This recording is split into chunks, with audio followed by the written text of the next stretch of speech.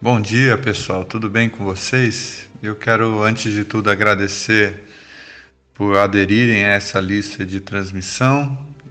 Eu prometo a vocês que vou procurar ser breve nas reflexões, para que você também não tenha que dispor muito do seu tempo para esse fim, né? Para esse propósito.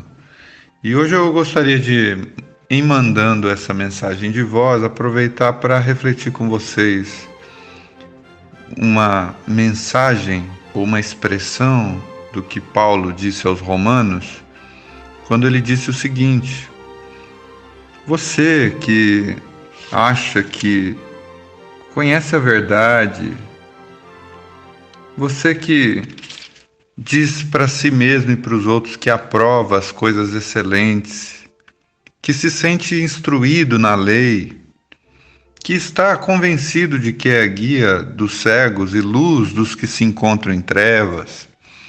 Você que talvez se coloque na posição de instrutor de ignorantes, mestre de crianças, tendo na lei a forma da sabedoria e da verdade. Tu, porém, que ensina aos outros, não te ensinas a ti mesmo? Tu que pregas que não se deve furtar, furtas? Dizes que não deve cometer adultério e o cometes? Abomina os ídolos e lhes rouba os templos? Tu que te glorias na lei, desonras a Deus pela transgressão da lei? Pois como está escrito, o nome de Deus é blasfemado entre os gentios, por vossa causa. Então eu estava lendo isso nessa manhã e eu fiquei pensando, que cuidados que a gente tem que ter na nossa vida para a gente não abraçar a hipocrisia.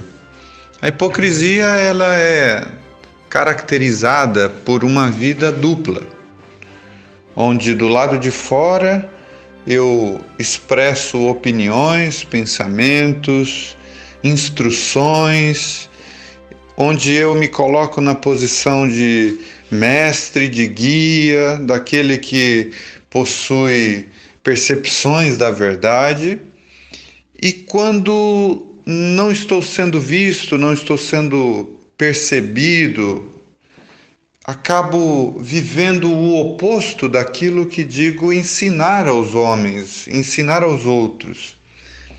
Paulo vai tratar desse assunto e vai dizer: tome cuidado para não ser esse tipo de pessoa, porque o nome de Deus é blasfemado quando a gente age desta forma. Não dá para você pregar que você está sob um novo paradigma, que você está sob uma nova ótica, uma nova mentalidade, e isso não ser percebido em sua vida, na vida prática.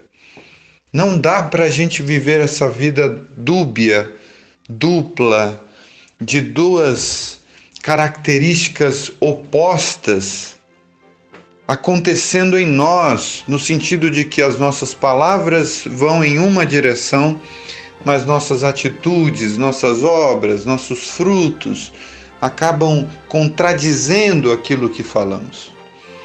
Então, o caminho de Deus é o caminho da integridade, é o caminho da vida transparente, da vida sincera, da vida sem cera na cara, na vida tal como ela é. Não que nós apenas vamos pregar aquilo que vivemos o tempo todo. A verdade, ela está inclusive nos julgando o tempo todo, ela está inclusive nos colocando em xeque. A verdade, ela de fato, ela está acima de nós. Mas se a gente diz alguma coisa, ensina alguma coisa que no mínimo não estamos buscando intensamente viver, aí então se caracteriza a hipocrisia. Hipocrisia é o pior tipo de vida que podemos viver. É a vida cínica, é a vida onde pouco a pouco nosso coração vai sendo insensibilizado para a verdade. A verdade, ela só se mantém latente em nós, ela só produz os seus frutos em nós, quando nós estamos aprendendo internalizando e buscando a prática dela. Do contrário, a nossa vida vai se petrificando, vai se estagnando, vai se tornando uma estátua, uma existência totalmente parada, totalmente impenetrável pela sabedoria da verdade. Não existe fé sem obras. A verdadeira fé, ela precisa desembocar em atitudes, em decisões, de perdoar, de amar, de cuidar, de fazer o bem, de não se cansar de vencer o mal pelo bem.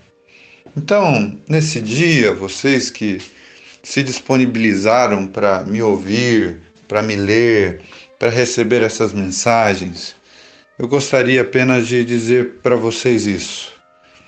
Evite a hipocrisia. Identifique as insinceridades do seu coração, as falsidades, as maldades do seu coração e não deixe elas tomarem conta da sua personalidade a ponto de você se tornar alguém de dia e alguém de noite. Alguém de dia e outro alguém de noite. Alguém perante os outros e outro alguém quando você está sozinho.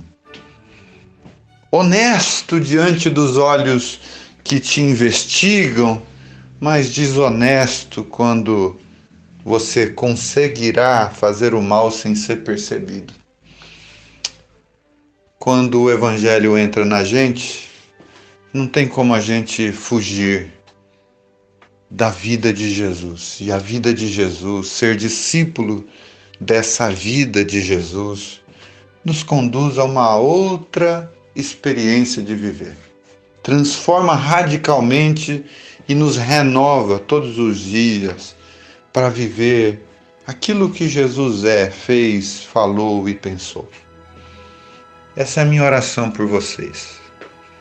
Senhor, eu quero te agradecer pela vida dessas pessoas que, por misericórdia, graça e bondade, decidiram viver essa experiência de receberem mensagens.